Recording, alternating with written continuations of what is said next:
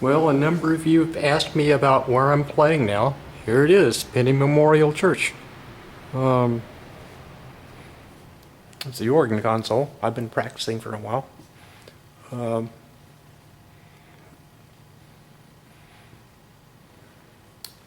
And it's where the choir sits when there's a choir. They don't have choir during summer. Here's where the organ chambers are. Gorgeous, it's a whole camp organ. This building is a Norman architecture church, and see if I can get you a good shot down the center aisle.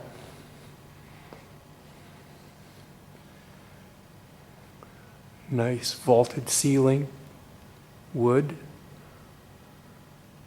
There's a balcony back. It's not really used for anything except for housing audio and video equipment. And although I have a funny story about trying to get a brass quintet up there, and the tuba player couldn't get his tuba up there.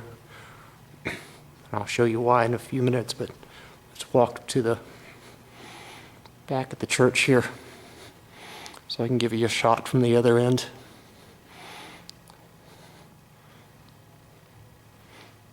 This, here we go. There's a lovely banner. This is the 90th anniversary of the founding in the church. And there's a nice little banner back here. But here's what it looks like from down the center aisle to the front of the church. That's cool. It is very cool. So walking back up the aisle, I have to show you a couple other things. As I said, this is Penney Memorial. It's stuff built by J.C. Penney back in the 20s when he had some money. And it's a memorial to his parents. His dad was a Baptist minister. Oh, by the way, there's this lovely, it's covered up right now, 10-foot Steinway grand piano, which I'm not going to uncover the whole thing. That's ridiculous. It's a piano. It's a Steinway grand.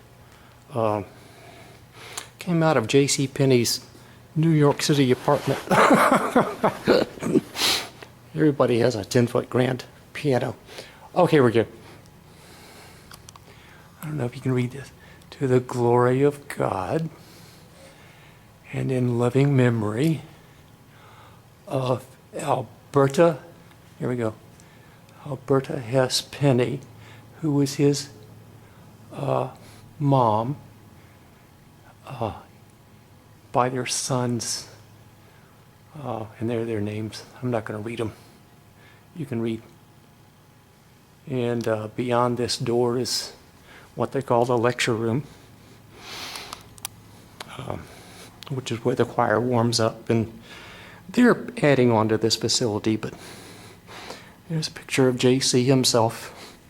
This is, believe it or not, the only church he's ever been a member of.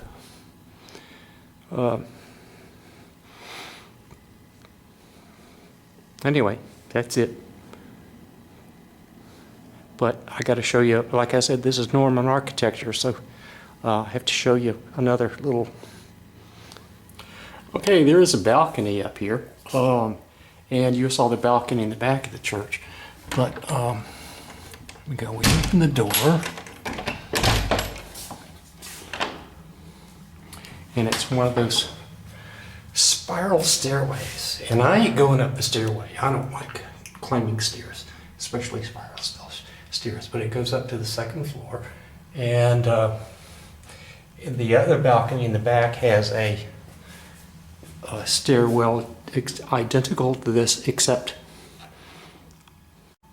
it's smaller. That's where the story about the tuba player comes in. All right, gotta lock this up because I'm gonna go home in a minute. But it's a lovely piece of architecture, And here I'm going down to one of the side aisles. And there's a clear story. The windows are just kind of ho-hum, but they do their job. They let in light. And, well, that's about it for right now. Well, I guess I could play for you at least. A quickie.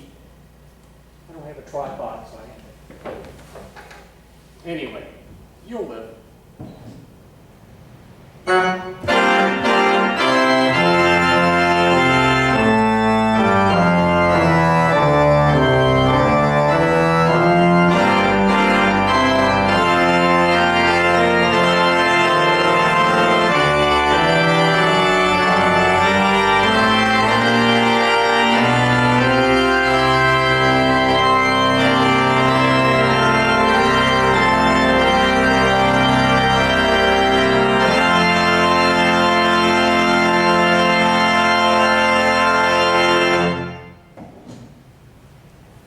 It's a gorgeous organ.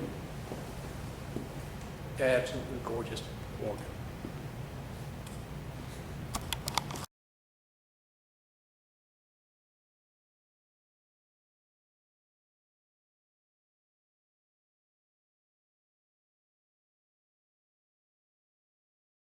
This is a picture of the interior of Penney Farms or Penney Memorial Church from 1936, and the original organ was an Aeolian.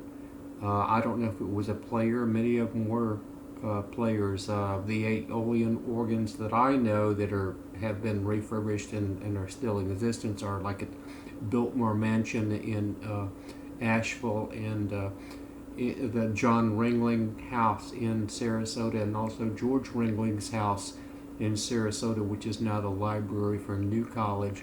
But I'm gonna zoom in on this to show you that, as per the typical church layout for that time period. Look above the man who's sitting in the center there, and you see the choir above in a gallery, a choir loft, shall we say. Well,